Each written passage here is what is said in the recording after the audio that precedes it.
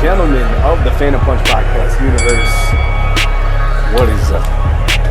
Yes, sir. Back in the building. We are back. Phantom Punch Boys back in the building. I am Johnny Southpaw here with my guy, Apollo Ali. Hey, man, listen. I'm happy to be back. I'm going to tell you right now, I'm not feeling having a conversation with you over an hour with a filter on it. You're going to have to do something about that. You got like this filter going. What do you want from me? I mean, I have to change my scenery every once in a while. It's weird to me, man. It's kind of boring in the background, so I just want to blur it out. I don't have my I don't like men with filters, man. I'm a business guy, man. I have to have filters on all the time. But nah, bro, what's good with you? Because I'm ready to jump into this. I'm ready to start talking shit to you because I already know where this is gonna go. So I got my shit to talk. So let's do it. I mean, I don't know why you want to talk shit to me, but I'm but I know that you're gonna throw on a cape. I already know you. I already know how it goes down with you. I'm super without a cape, man. Let's get to it. All right. Well, you can throw on a cape because I am going to launch right into it. Devin Haney is one of the most boring fighters I have seen in recent memory.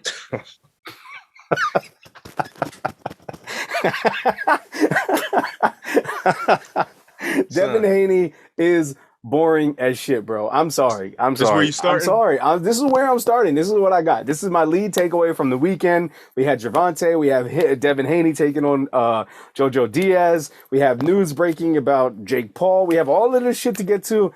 My biggest takeaway from this weekend in boxing is that Devin Haney is fucking boring, bro. He's boring. Why you feel like that? Let's analyze this. I'm just going to break. Honestly, bro, like anybody without power is boring to me. Anybody without real power it can get boring to the general public. But like to me specifically, if I know you're going to hit this kid with everything you got a few times and you barely wobble Jojo Diaz, like not to take nothing away from Jojo Diaz. He's a champion, all of that stuff, a solid Mexican fighter. He's a solid fighter. Is he championship level? That remains to be seen maybe in his future and all this stuff. But fam, you didn't hurt Jorge Linares. You didn't hurt Jojo Diaz. He is stylistically is boring to watch, fam. I was falling asleep by the sixth round. I didn't hear you say any of this when Jojo Diaz was fighting Tevin Farmer. That fight was exciting. I mean, also we got a dog in that race. We knew Tevin Farmer was going to knock him out. Right. But I didn't hear you say that. So this is interesting to me. I agree with you. So for me, I guess the way I look at it, I know what it is. It's unique for me. No. It's the Floyd Mayweather comparisons and the fact that you don't want to see something like that happen again in the sport. That's not even remote. No, that's not what it is. Because Floyd was exciting. No, Floyd was exciting. Like I love to watch defense. He was reminiscent of Floyd with the jabs to the gut all throughout the fight, to stopping your momentum. He was reminiscent of that. He's boring, bro. This was one of the first times where I really felt like he was reminiscent of the great Money Mayweather in certain aspects.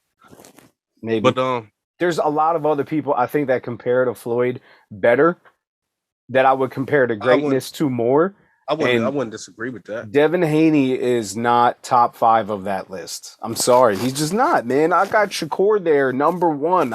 I like his style. Hey, man. Hey, you don't got to bring Shakur up right now. We sticking to what we talking about, man. I'm with you, but I'm just saying. Out of the young cats, he's the most fucking boring, bro. Let's be honest. Let's talk real shit. Teofimo, exciting fighter. Because you never know what you're gonna get. We saw that whole shit that just went down. He's exciting though. He came out the gate throwing a billion punches, trying to knock this kid's face off. Shakur, by far the cleanest, slickest boxer that I think that we have in this generation, and he's got power to knock people out. He's got that see blood in the water shit. Tank. I get that. He's a tank. He walks through stuff, and we'll recap the whole fight with Pitbull and how close it was, and blah blah blah, and all of that. But he's exciting. He knocks people out. He's going after stuff. He's going after dudes, trying to knock them the fuck out, while mixing in like slipping and moving and those kind of things. And then, Ryan Garcia, he might get knocked down. That's pretty exciting because he's going to have to come off the canvas. He's at the bottom tier too, to me. But Devin Haney, I'm just going to get pillow fists all night long. And to me, it's boring, bro. It's boring. I was so shame on you, man. Shame on you, man. That was a good. Shame on you. Shame on you. Test for it was his That was a best good test. fight. It was a good fight. It was a good fight. It was his best test. And the boxing person, You just come out the gate negative, man. The boxing person and me and you are supposed to say that. Well, it was a great test for him. He stood up to blah blah blah blah. It really was though. It was. That shit was boring. He was boring to watch, man. Bro. It was a good fight, man. I'd rather watch Rigo than him. Come on, man. I'm just being honest, bro. He threw more punches than that. I guess. He do. He just seemed. I don't know if he at the beginning it seemed as though he was like trying to respect Diaz's power, and he had to fill it out. Yeah, he had to fill it out, and then by the middle rounds, I'm like, okay, he's starting to walk away with this fight, but he's not hurting him. Like Jojo Diaz barely had a scratch on his face, fam. Like he couldn't bust a fucking cracker. Like he would punch a cracker and not break a single one.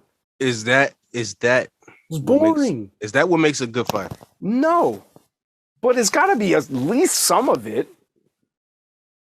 or have some type of crazy swag that's out of the box. Like, man, he's still young. He working on all of those things, man. But he might be boring, but his corner is definitely entertaining, man. You know what I mean? He got a church over there. He got his pop. It's a whole spectacle. They working on it, man. They building him up, and he ain't doing nothing wrong, man. I don't feel like he deserves. This is unjust, unwarranted hate right now. You know him for unwarranted hate on this podcast. Hate. It is 100% unwarranted. I will agree with. I'm owning that. It's 100% hate because he's a great fighter. He's a very, very good fighter. He's got all the talent to beat a lot of people. But is it exciting to watch? I don't know, man. I mean, you starting to sound like when you talk like this, you sound like like you from the other side of the street, man. Like you an MMA kind of a guy. Like you just need brutality in order to enjoy the fight sport. You needed to be brutal.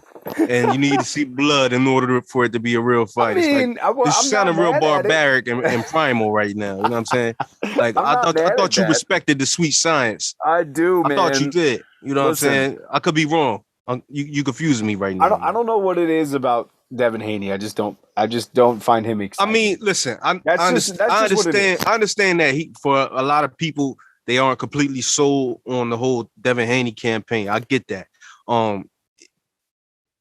In his own right, though, I think he's presented and I think he's carried, the way he carries himself and the way his team carries themselves is a very professional level. Yeah, maybe beyond his years in, even the maturity and the seriousness about how they're going about carrying and presenting it. So I get that, and maybe that could almost look, too formatted because it's like he's not controversial. He's not like into a whole lot of, I mean, you see him with different little Instagram model joints, he like, that's his vice. He's into that. And much respect to, what he got going on right now. I don't know if you know, but he's doing some nice things out there.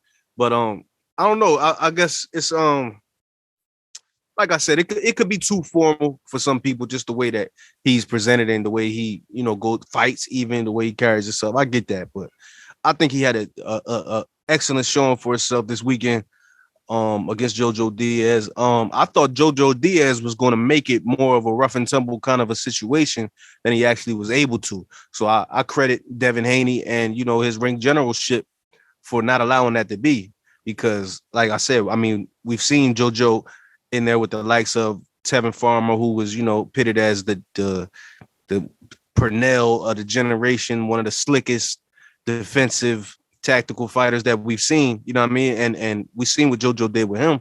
So I expected him to do, a similar kind of a showing this weekend with Devin Haney and make him uncomfortable. But Devin handled that very well. So that was what I was looking to see, you know what I mean? And he executed that in my eyes. So yeah, I mean, listen, he won, and he won in fashion. He won outright. It wasn't any controversial decision or anything around it. Like it wasn't, nothing was controversial about that. He won 100%. Yeah, I think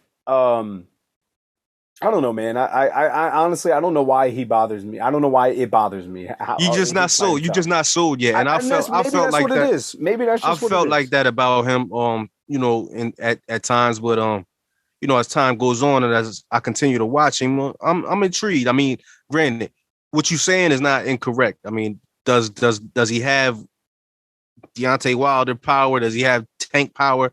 No, he just doesn't have that. But that is not the only attribute that, you know, determines if I enjoy watching a fighter or, you know, if they are, you know, what we saying, a great fighter, a good fighter. Right. That's not the attribute that necessarily determines that. Now, again, and I know you better than this, but the comments that you came out the gate like Teofimo last week. You just wilding.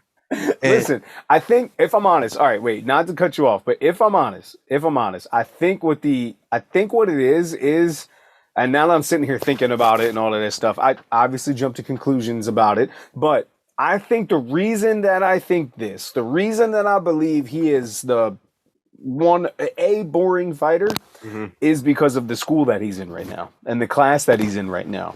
I mean, if this was the freshman class, I mean, the Source Awards freshman, you know what I mean, or if this was something like double, my bad, that's a double XL freshman class or whatever, you know what I mean? Yeah. He's surrounded by MCs. He's surrounded by real MCs. He's surrounded by guys who put out hits that also got bars. You know what I mean? I say that because he's surrounded by not Ryan Garcia, but he's surrounded by Tank. He's surrounded by Shakur. He's surrounded by Teofimo. He's surrounded by Jaron Ennis. He's surrounded by these guys up and coming that I'm do you really throw Jaron Ennis in that category though? Yeah, because he's a young boy. He's young. Yeah, but he's throw Ray in there. You know what I mean? Like there's a bunch of up and comers. You know what I mean? That are making noise, like Berlanga, like Xander Zayas. Like I'm not so, and that's another thing though. Just because you have knockout power does not necessarily mean anything. Berlanga's been knockout after knockout, but I'm not sold on Berlanga, not one bit. Me neither. No, I'm with you. So I agree. just because he got power, okay, who you punching on? What's going on? You know what I mean? Like, it's a lot of factors that come into that. So I'm not sold on Berlanga, even though he's knocking everybody out. I'm with you. But what I mean is like if we're breaking down, if this is the freshman class, you know what I mean? If this is the next tier of guys that are going to take over, you just don't think there's anything that Devin Haney does excellent. Then, like there's not one attribute that stands out about him. Is that what you're trying to get at? Right. There's no like like the interviews afterwards are a little, you know what I mean, a little blase blah. You know what I mean? The lead. Yeah, I think he expresses himself well enough. What do you mean? What do you mean by? Oh, now you critiquing the guy's interviews and everything. I'm telling you, bro. I'm just not sold on. He's very, and I hate to say it like this because I love the man. Pause. He's very Andre Ward vanilla. He is very Andre Ward type vanilla personality, and not so much Andre in the ring, but outside the ring, he's vanilla, and inside the ring, he's also vanilla to me. Am I hearing you right, Johnny Southpaw? I'm just saying, bro. Are you demanding more nigga shit from Devin Haney? Is that what you trying to tell me? You want more nigga shit from Devin Haney? You want him to be more niggerly? Is that what you trying to tell me? That's not what I'm saying, bro. If you gonna be bland outside the ring, make some motherfucking statements inside the ring. Tread lightly, Johnny Southpaw. I'm just saying. Tread lightly, man. If you're gonna be bland inside, don't be bland, or bland outside. Don't be bland inside. I mean, I just don't know. Maybe that's just the way that I have this weird perception of Devin Haney. I feel bad that I do because the kid's a champ. He's, on his way to greatness. He's supposed to be the guys that I'm like amongst the guys that I like really like as a fighter. But I again, just not sold. And the fight, while it was a good fight, and he won and he beat Jojo Diaz, who's a tough opponent, who's a tough kid. He beat Tevin Farmer for his belt. Like, you know what I mean? Like, I think that holds a lot of weight. That name should hold a lot of weight on his resume because Jojo's arguably in his prime, and he beat a prime fighter. But I just I'm not sold on Devin Haney, bro. I'm sorry, I just can't be. I'm trying. I really am trying. I was tuned in. Boop, It's let's part. It's, go. it's parts of your take. I agree with, but tread lightly, man. And this is unwarranted hate. On a grand scale, it's unwarranted hate. 100%. Devin Haney carries himself, tremendously. He fought beautifully this weekend. This was a major win for him. I'm excited to see what's next. Funny thing about the whole thing is, all right. Well, you know what? we got to get to the Tank shit. We got to get to this weekend as a whole. The meteoric rise, if you will, of one George Kambosos, who is all of the sudden a primetime celebrity. Every camera is in his face wherever he's at. He's got his shades on. He knows what to say. He's taking in the moment as he's supposed to. Do you rank George Kambosos over everybody in the division because of the belts that he relinquished Teofimo Lopez of? I don't think so. Because that's what the kind of speculation is. Now, mind you, me personally, I believe the lineage of being the lineal champion does hold more weight than whatever belt you have, whatever piece of a championship you have in any division. I believe the lineal. He beat the man that beat the man. So. I believe that holds more weight than everything. Just personally, me. I believe that is the champ. I think. Outside of being undisputed and all that other stuff until you get to those points. But if you're lineal, you are champ one. Right. Until it's all figured out. You know what I'm saying? That's how I view things. So, with that said, yeah, technically I will put Kambosos at one, but I do not necessarily think that he's proven that he is the pound for pound better fighter than everybody else in the division based off of that. But he may feel different, and some people may also feel different. But how do you feel about that? So I think in my head, the way I try and think about that, for the moment, he's top of the top billing. You know what I mean? For the moment, that's where he is. But in my head, the way I look at that fight now, especially since we know a little bit more info about what Teofimo is going through, and if you not to mention that your dad was inside information here, not to mention that your dad was drunk since the preliminary fights, and that kind of while we were sitting there saying like, yeah, your pop was just acting like a fan with the best seat in the house. Like he was, drunk and just thinking this was going to be a fun, easy night. We getting money and we still the champs, and he didn't have to do any work. If you already drunk before the fight started, you didn't plan on doing any work tonight. That's wild. You know what I mean? You thought this was just going to be a walk in the park, and that's a rookie mistake for your father to make. And like we said on the pod while we were last pod when we were, speculating all of the things that we did speculate, including that the COVID effects could have been a possibility, which we later found out was actual fact. Right.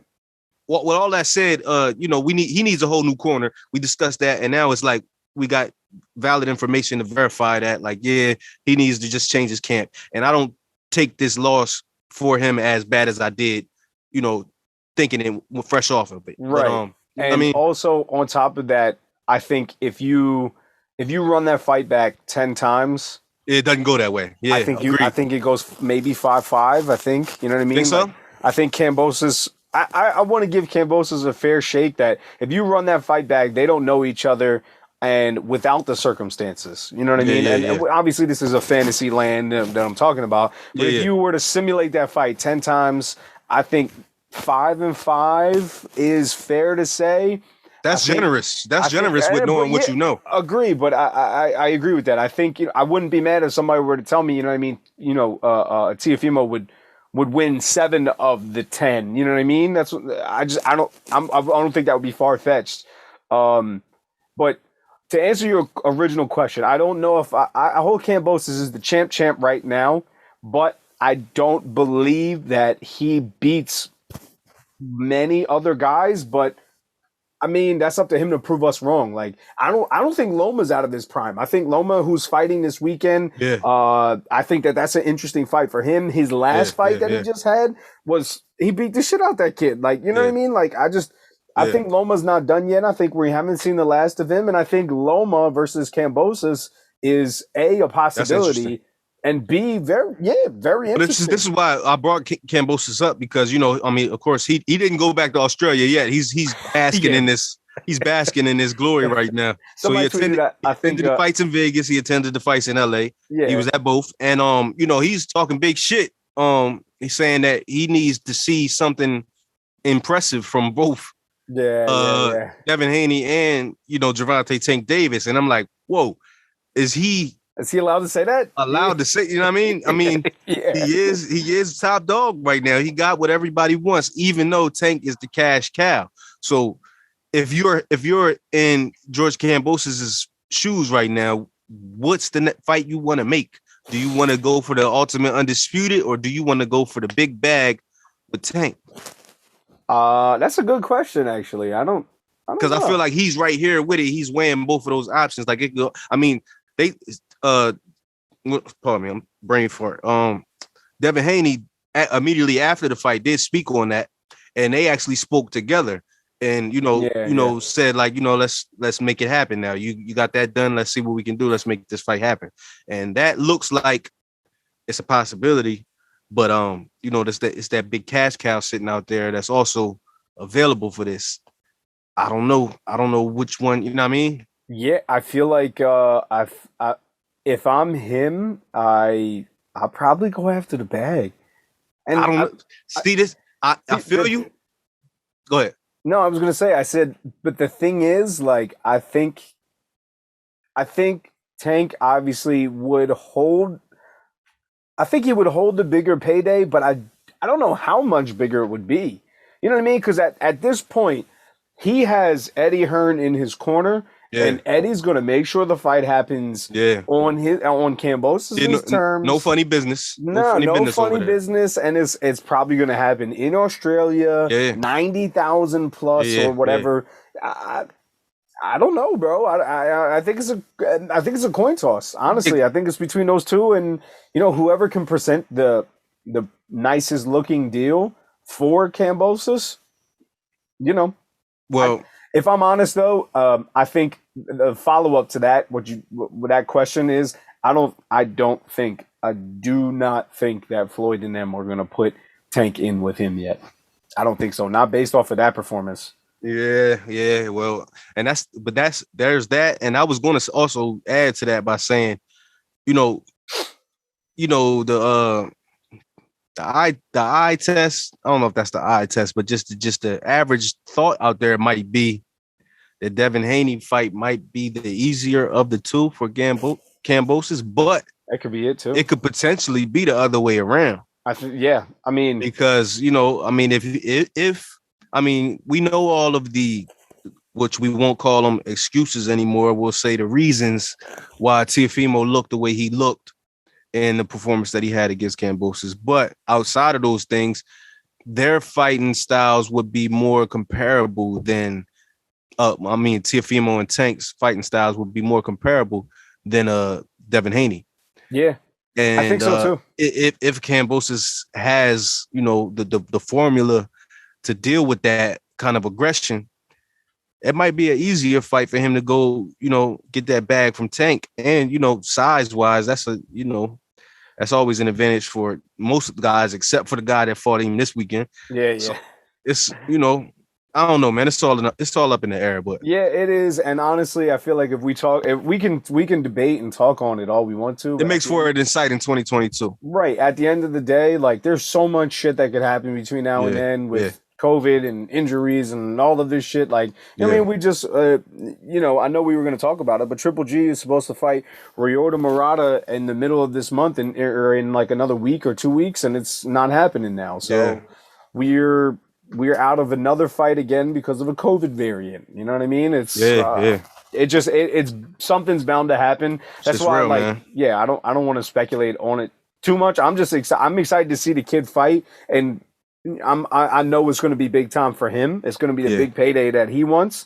And maybe it's Teofimo. Maybe they run it back. I doubt it, but maybe, maybe that's an opportunity. Maybe it's him and Loma. Maybe it's him. Kambosos might actually entertain that just because I think the cloth that he is. Yeah. Now that these things have come out and they've been revealed that, Teofimo fought him with air in his chest and a tear in his esophagus, and yeah. all of these complications from COVID that he never even got checked out. He thought it was just his asthma acting up, so he tried to power through it, but he was really having some fatal side effects from COVID, and that you shouldn't even be in the ring with. With Gambosa's hearing all of that, he might actually be like, you know what, I need to fight him again because I don't like there being an excuse, or they giving him an excuse for why he lost as opposed to reasons why I won. Right. You know what I mean? He might be the kind of guy that wants to make it, clear without a doubt. Like, you good, you healthy, you good. Let's do it again. Yeah, I mean, and I'm sure it's a payday for him either way. Like he's $40 million or some shit. Yeah, they like to run that back. Yeah, I don't know, bro. But speaking of Tank, I know like you watched it through and through. I did not watch it from the beginning to the end. I saw most of the highlights and stuff, but I'll be honest. And then again, this is just me throwing it out there for our viewing audience to know, and I'm curious what the boxing public thinks about it. But I'm not paying $74, $79.99 to watch Gervonta Davis take on Isaac, whatever his name was. I forget his name. Listen. Not to say, again, nothing against them, but nothing against Isaac in the last minute, stand-in business. That's tough to do. I get it. Especially against Tank. But I get it. I'm just not doing that, bro. Listen, man, it's there is a lot of unwarranted hate. You want to hear that a lot. It's a lot of because even I've probably been a victim of it on this podcast in previous episodes. But there is a lot of unwarranted hate in the direction of Gervonta Tank Davis. 100%. Some of it is warranted though, but a lot of it is unwarranted. And you sometimes when you see him and Floyd sit together in press conferences and talk, and Floyd takes over and does the Floyd thing and channels the conversation back to himself, which I understand how that can look sometimes. But one thing he did say, and I took it in consideration because I didn't really think about it like that before. A lot of the hate that he gets is Floyd Mayweather's hate. And they just throw it on to Tank because they know the arm is around him and Floyd's pushing him up and they got him popping. And whatever Tank do is a knockout the park, big event celebration. And it's all of the Floyd things without the, without the real electricity of a Floyd Mayweather fight. But it's like manufactured electricity.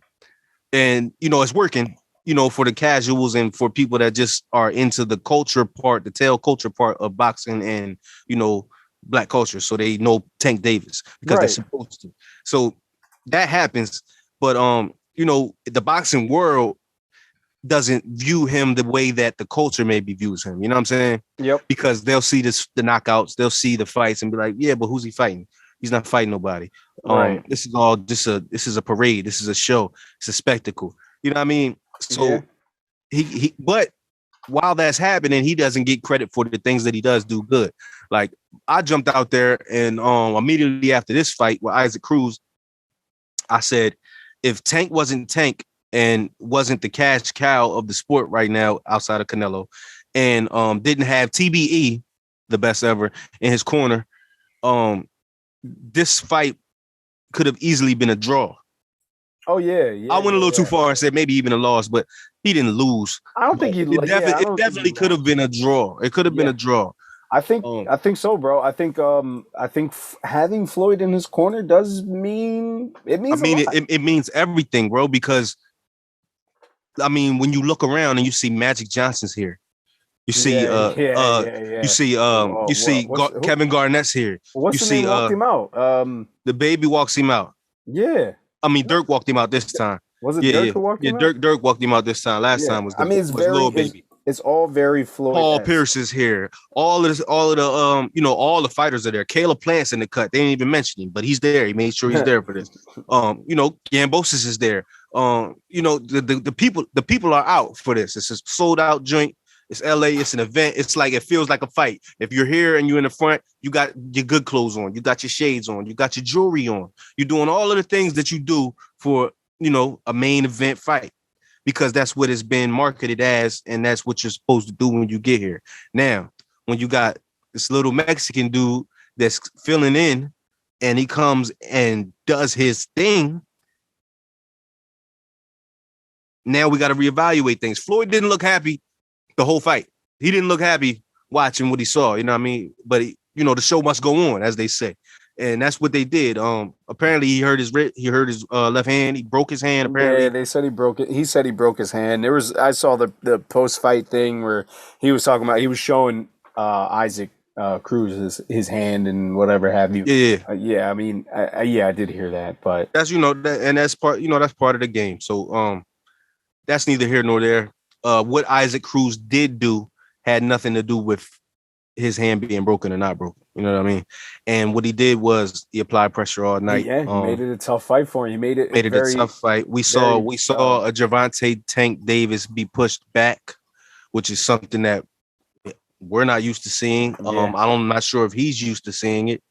He had to fight off his back foot. Yeah. And that was different. He did well, and that's what again I want to put some respect on Tank's name and say that, like, he actually did overcome a lot. You know what I mean? Like, he did overcome somebody being in his chest, and like you know what I thought, and that part too. I didn't think that somebody being smaller than him was going to be that much more of a challenge. I thought that was like easier for him, but now that actually was more of a challenge for him because he's so used to everybody punching up and everybody being bigger, taller. And the kid didn't go anywhere. Yeah, that was interesting. Yeah, it was. It made for an exciting fight. And again, like watching the highlights and stuff, you only get some of the like one-sidedness. But like I was doing my due diligence, and it was like that. It was like that through the commentary. It was a whole lot of them big, trying to make Tank look like the presentation they were doing, and commentary was catered towards that. But listen, a lot of the punches before the hand was broken. I mean, he landed the cleaner shots, but a lot of the shots that he normally lands, he wasn't landing them. He wasn't landing them clean. Yeah. Mexican Mike Tyson, Isaac Cruz, they call him Pitbull. He was very responsible with holding the phone all night, and a lot of them sneaky little uppercuts and hooks and stuff. It was all hand glove work. He was touching gloves. He was very responsible on defense, and I got to give credit to the little Mexican for just being sharp. Yeah, he came to fight, bro, and he wasn't bothered. He wasn't bothered by any of Gervonta's clean punches that he landed. Yeah. So he kept coming all night, and credit to him for that. And even though he didn't get the win, in his mind and in a lot of the crowd's mind, he felt like he won. And he can go to the moon from here with that performance. You know what I mean? Yeah, absolutely. Whatever's next for him, I'll watch because he definitely got a fan out of me that night. You know what I mean? He got a ton of eyes, more eyes than he probably would have, and if he fought anybody else. You know what I mean? So. Yeah, respect to him, man. I think it was a good fight. I think, Tank did win, but I do think it was. It could have been a draw. It could have been a draw. I wouldn't have been mad at that. I don't think he did enough he didn't do enough to beat him to win and take the belt. No, he didn't do enough to do that. Right. Exactly. My knee jerk reaction was I did say that. I think it could have. I said it could have. It's definitely could have easily been a draw, maybe even a loss. But it wasn't a loss. But it definitely could have been a draw, and that's just the way the game goes. I think it deserves a rematch, but we'll probably never get that. I would love to see it. I'd love to see it. And you know what? When you used to Tank just knocking everybody out, anytime he has trouble, which he doesn't have trouble often, like we said, we haven't really seen him on his back foot for an entire fight. You know what I'm saying? This was different. This wasn't what was the last fight he had where he was getting beat up on until he knocked him out? Mario Barrios. Was that Barrios? No, or was that the fight before that? No, that was him. That was Barrios. Okay, yeah. Barrios was the last fight. Yeah. It's not the same thing as that. That Tank has had some tough fights. That fight was a little tough for him here in spots, but he won and he knocked him out. This fight was tougher for him. So I guess my question to you, given Tank's trajectory and his handlers or handler, will we ever see Tank against top competition in their prime?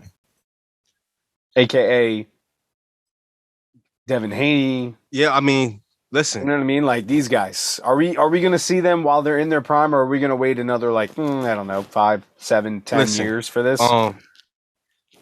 We've been speculating it, right since the inception of this pod. These guys' names have all been in the hat together. Yeah. But I think it's safe to say for everybody, all of the top guys included, that the pot is boiling over now, and they're all having they've all as of recent have had some of their toughest fights with some of their toughest opponents, and the guys haven't been guys that were on the name, on the list. Right. And like we've said, we've seen the apple cart get upset by challengers that weren't even in the conversation, and then that ruins our chances of seeing Deontay Wilder versus Anthony Joshua. Yeah. You know what I mean? Things like that. We don't want to see that happen again with a whole new crop of guys right now. But it's possible. I don't know what Floyd and Leonard Ellerbe and those guys, they just want to smile behind shades and make money, man. And they're doing that, and they got a nice thing going right now, but it's gotta come to a point where how much longer can that go on is the point. Because I'll tell you this, if fights like this keep happening, you fighting this random Mexican guy that nobody in the audience knows who it is, but they're here because they know they're supposed to be here because it's a Tank fight and it's an event. Right. If they come out for that, get all dressed up, pay to get drinks at the, do all of this supporting this movement, and then you're having tough fights with these guys that they don't know who they are, questions is going to start to, pop up, and people are going to start, the casuals is going to start wondering what's going on. Yeah. So these guys got to fight each other at some point. Let me ask just outright, because I have my own opinion. So let's call it the 4. I think it's the 4. Yeah, sure. Let's call it 4. The top 4 in the division right now. So you know what? Let's call it 5. Let's throw Kambosos in there. So like Kambosos, Shakur, Devin Haney, Ryan Garcia, Tank. Let's call it that 5. That's the 5. Who had the 2 questions? Who's your number 1, and who had the best performance this year? Since they all fought except for Ryan Garcia. Ryan Garcia, I can't really even put him in there right now because I don't, but everybody else does. Yeah, so he's at this point he's just an unknown variable. We don't even know what that is. Right. We don't know if that's, I don't know. But who's your number 1? You'd have to say Kambosos as of right now, as of just in this moment. You'd have to say it. Because prior to that. Oh, you said what? Oh, you included Shakur? Yeah, I included Shakur. I'm thinking Devin Haney. I'm thinking you said Devin Haney, Tank, Ryan. So Tank, Devin Haney, Ryan Garcia, Kambosos, and Shakur. All right. Well, no. Drifting lines of 130, 135. That's what it is. Like, Shakur is he's the one as far as the eye test and far as skills, talent, and what I think he can potentially do and the levels he can take it to. I think Shakur has gears that he hasn't even tapped into yet. Yeah. And I think that he knows that as well. And I think he also reserves some of those. I think his ceiling is that high. Fam, if we see a different level of Shakur, I think his ceiling is that high. Yeah, I wouldn't disagree. And this is not Jersey bias. This is just, that's just kind of, who cares? Fuck it though. But you know what I mean? It is what it is. So I see that for him. But outside of that, was I impressed by Tank's performance this fight or the one before? No, not really.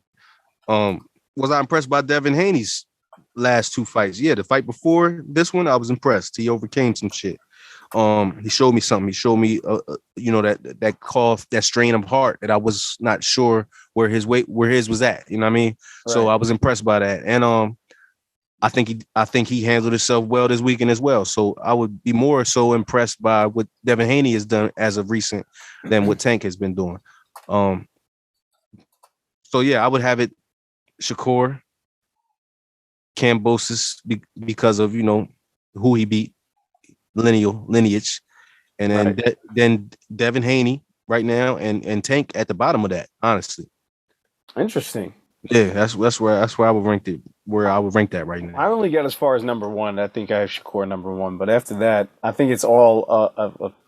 I think at that point, I'm thinking who can beat who. You know what I mean? And I don't know. I honestly don't know. I don't know whose power matters and what Devin Haney shows up, and I don't know. And Kambosos, like he's a wild card now at this point. He's a variable that it's not enough study on. Right, exactly. But I think Shakur is the cream of the crop right now, and I'm excited to see what 2022 holds for all of these guys.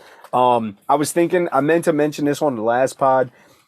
I think that fight, the Kambosos Teofimo fight, is arguably fight of the year.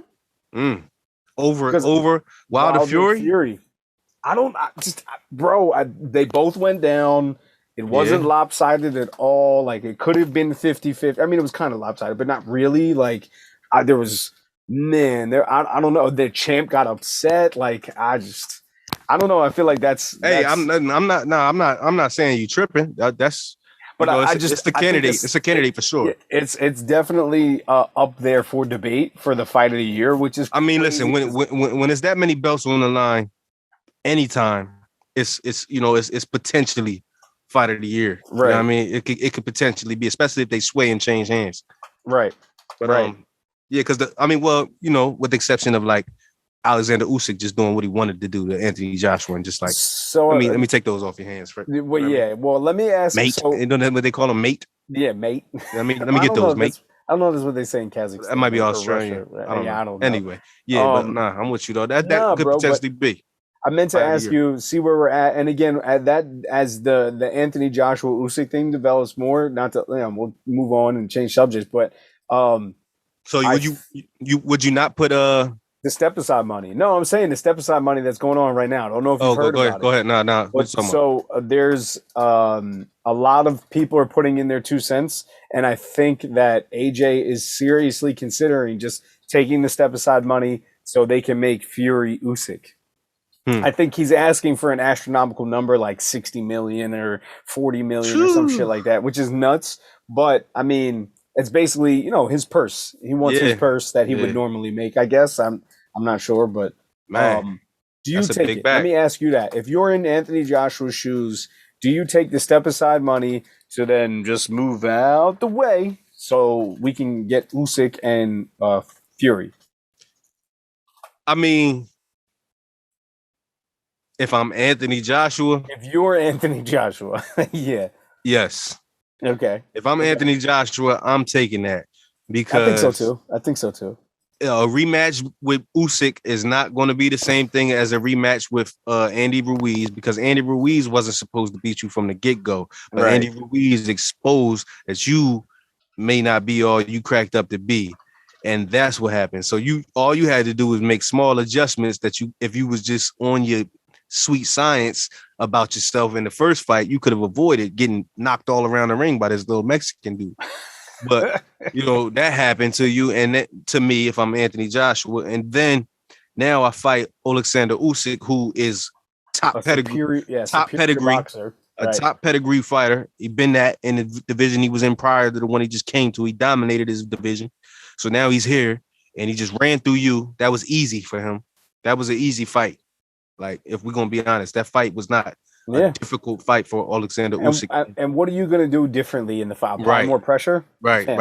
Okay, cool. There's not a lot different you can really do except for take the Deontay Wilder approach and hope that you can just catch him with one that'll just end it. And that's tough to do. Yeah, that's tough to do, especially with a guy like that. So, and all right, best case scenario, you rematch Alexander Usyk. Anthony Joshua, I rematch Alexander Usyk and I beat him.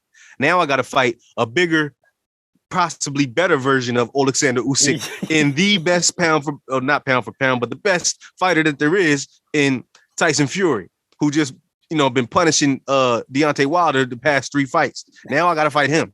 Right. That's going to be another loss anyway. Listen, man, because that's who I'm really supposed to be fighting, and I can't beat him. So if I'm Anthony Joshua, give me the 60 million. I'm gonna just chill. Maybe me and Wilder could just do one for the culture before we call it quits. Because Wilder's over there in a tub full of ice with Kevin Hart, considering retirement. He's like, I did everything I needed to do. I accomplished all my goals. I can support my family. Maybe I just hang the gloves up and go on with the other things I want to do in life. Which he's earned that right to say that And if that's what he wants to do, he can do it. I mean, would we like to see him and Joshua just for the sake of who was the one out of the brothers? Yeah, I would love to see that. You know what I'm saying? Because I just need to know where to rank them amongst each other. We know Fury is the one. We know that, and nobody can really change that or dispute that at this point. He's the one for this era, this generation of the heavyweights. It's him. 100%. I'm with you. I think I would love to see the two of them dance. I would love to see, like you said, Joshua and Wilder, AJ and Wilder. But like, I mean, listen, man.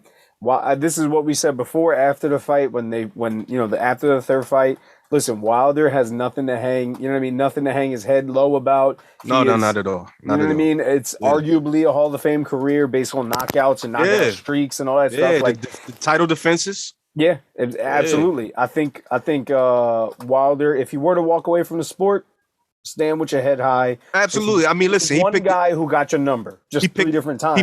He picked the sport up like he found, a $20 bill walking down the street. Like that, meaning he was old enough to walk.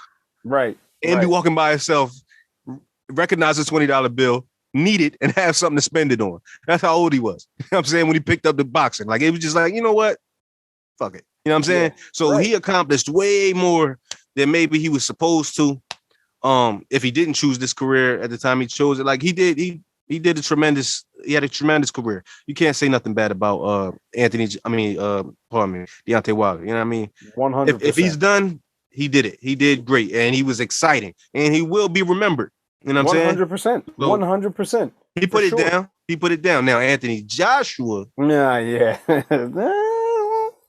You can't quite bow out. Like, I mean, because you from where you from, you probably could just bow out and everybody just let you just be. Because everybody Dancing with the Stars. Yeah. Because everybody's nice over there. You'll just be their celebrity for life. Yeah. But we ain't fucking with you. Right. That's. I think that's 100% true. America is not fucking with you, dog. When you came to America, you got punched on by the Mexican. Wasn't that in New York? Madison Square Garden, yeah. Whooped your ass all around the ring in Madison Square Garden. Like, that's where you do not want to lose at, man. Especially if you're not from America. You come to the Garden, you have to understand what this is to not only culture, Black culture, boxing culture, every culture, that American culture, everything that there is. This is the greatest arena in the world. This is like Gladiator. Yeah. You know what I mean? You do not lose at Madison Square Garden. That's what you left us with. So if you call it quits, that's all we're going to remember. Right. We don't care about the 80,000 over there in Wimbledon or wherever you be at. We don't care about none of that shit. But that ain't gonna work. So I think he needs to do something. But I think stepping aside so that the two white boys could clash, that might be the right thing to do. And you just go maybe, have one last hurrah. You bang it out with Wilder, get knocked out if that's what's going to have to happen, and just let that be that. You know what I mean? Yeah. I think that's salute to all the fighters there in the ring and all that good shit. But my man, like, come on, man. Like, and now you trying to stick them up. You might as well stick them up because you're probably not going to get one of them primetime big, fights unless you get the rematch with Usyk. Like, and if you were able to beat him, which I don't see that happen. I don't see anything different happening. They can run that fight 10 times and I still pick Usyk probably 10 of the times. Yeah, it's just a different pedigree, man. Yeah. It's just he's a pure boxer. He's got power. He's got skill. He's got the fucking IQ. Like, I think all of that makes for he's 3 times of what Joshua really is. You know what I mean? Yeah. And the best of what he could be. Yeah. So I don't know, bro. But we got a few things coming up. I'm trying to look at the schedule. Oh, speaking of Loma, I know we talked about Loma. Loma's coming back this weekend on ESPN Plus versus Richard Comey. I'm excited to see Loma. This weekend? Yeah, that's this weekend. I think Loma is he's still in the running, bro, and this very well. I'm expecting he's still high tech.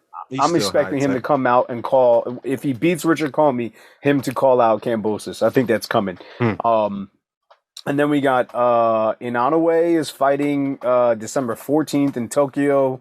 Arthur Beterbiev is December 17th, and then last but not least, for the end of the year, Jake Paul versus Tyron Woodley again. Oh, they rematching for real? They are, yeah. Because Tommy Fury pulled out of the fight. He has a broken rib and Oh, something else. I forget what else happened, but I yeah, thought it was about to turn up with that Tommy Fury joint. yeah. Now I thought so too. I mean, I don't know. Tommy Fury's out though. I forget. I did read what happened. I think he has a broken rib and something else that happened to him, like an infection of some sort. It's not COVID, but he got hurt, and so they replaced him with Tyron Woodley, and they took the knockout clause out of the contract, so Tyron Woodley's allowed to knock him out. And I guess Jake Paul said that he would give him $10K more on top of his purse if he was able to knock him out. Not that, again, we already know my thoughts on all of this. We kind of know your thoughts on this too. So, but I just think it's interesting. That's the rest of the year now. So, well, listen, I mean, it's not as exciting as the last 3 months were, but I can't complain. Let's just ease out on 2021 and see what 2022 brings us. I see Terrence Crawford is out there on the beach talking about I'm looking for the big fish. I heard he's out here. Yeah. You got a lot of places to hide, man, but where you at? Let's make it happen. Bud is a free agent and he is an assassin and he's ready for, the next chapter. 2022 could be real interesting on that side of things. So I'm excited to see, how things develop in the next few months. You know what I mean? Yeah. I mean, I think we're going to end out the year strong. We go until the 18th. So next 2 weeks we have fights. And then after that, the next fight's in January. So we're still going to have recaps. And we got to, at some point, we'll circle back within the next couple of episodes and talk about like what we think fight of the year is. Coach of the year, trainer of the year, knockouts of the year, all of that stuff.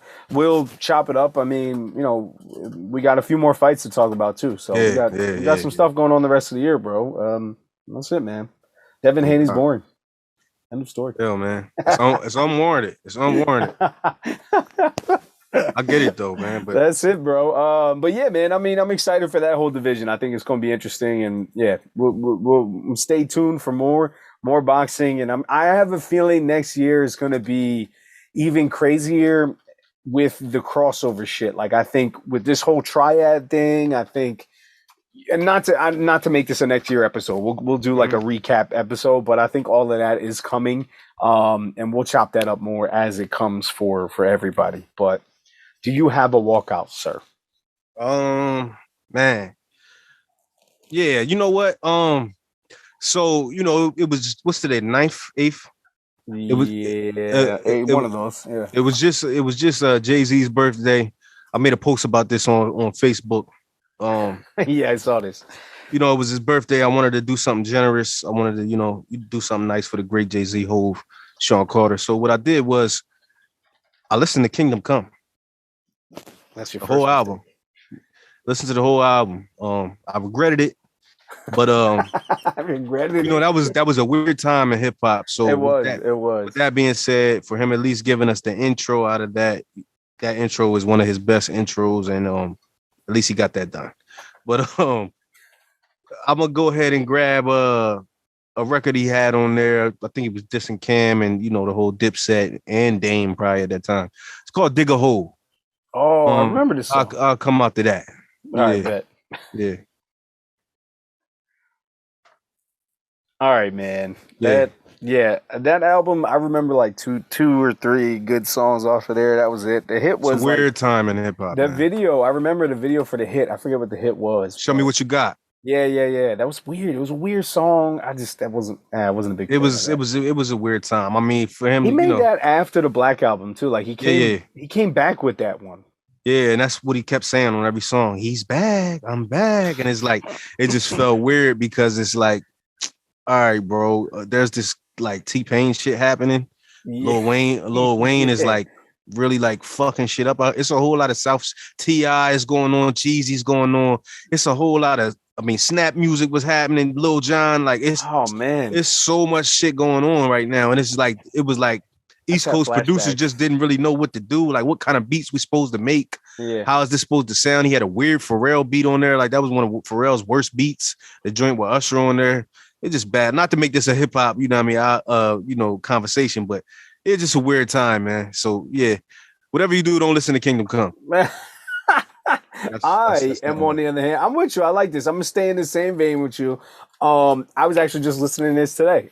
So I am gonna walk out to "Imaginary Players" by Jay-Z. all right. That's it. You can't go wrong. You can't go wrong with that. All right, man. Yeah, I like that song. Yeah, I don't know. yeah, I don't know yeah. why. Like I just randomly woke up and started singing that today, and I listened to it on the way to, Yeah. out and about. But Good joint. yeah, bro. I mean, good stuff. I didn't have too much sauce for anybody except for Devin Haney today. That's it. So I feel okay I about don't the think he vibe. deserved that based off of his performance this weekend. I thought you might have had a little more for Javante, but you didn't watch the fight, so I didn't, but I don't think honestly. I mean, like, again, bro. Like Tank is exciting. What can I say? how exciting will Terrence Crawford be if he signs with Money Mayweather Promotions? Fam, that's not gonna happen. What if he does? It would ruin his career. You think so? 100. Fam, what are they doing with Tank right now? That's what I'm saying though. But he's a different level. But Magic Johnson should be at a Terrence Crawford fight. I 100% agree with that. That I agree with. All the celebrities should be at the Terrence Crawford fights. That's where the Floyd Mayweather fights are happening, even though Floyd Mayweather's not there. You know what I'm saying? Go be with Al. I hate to say it, but he just needs Think to go. so? Yeah. I mean, I don't think he has the negotiating power that Canelo has, where Canelo's like, I'm with Al for 3 fights. I could bounce. Yeah. I'm with Eddie Hearn for 2 fights, and I'm with Golden Boy for 3. Like, he I don't think he's built up that much cachet yet. Nah. I don't know, bro, but I think he just needs to go get with Al. But you know how you get that, right?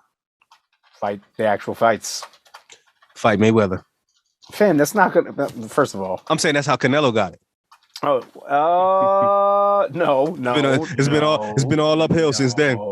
It's been all uphill since then. It's been uphill since Floyd exited the left stage and said goodbye to the game. You know what I mean? Since he gave us his Black Album. That's what has to happen. Okay. What has to happen is Canelo has to get out, and then but Canelo will be around for another 5 years, probably. Yeah, Canelo got a couple.